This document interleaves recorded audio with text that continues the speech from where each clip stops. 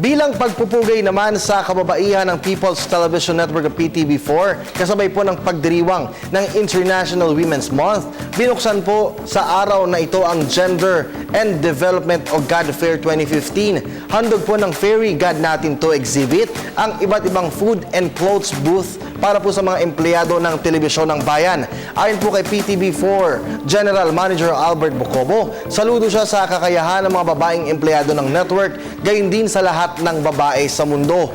Naging panauhing pandangal naman ng maiksing programa si PCOO Undersecretary for Operations John Cochua.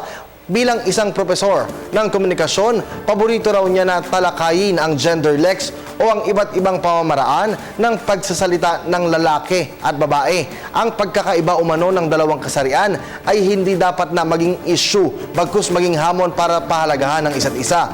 Ibinahagi rin ni Yusek Chua ang kwento ng pagpapahalaga ng ating pambansang bayani sa mga kababaihan.